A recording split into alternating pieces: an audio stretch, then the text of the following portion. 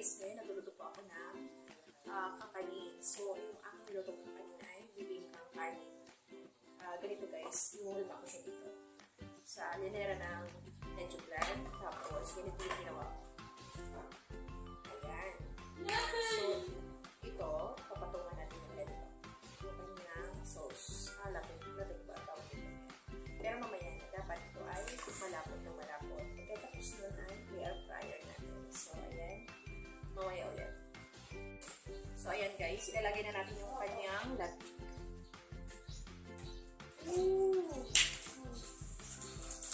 Damihan natin para siya masarap.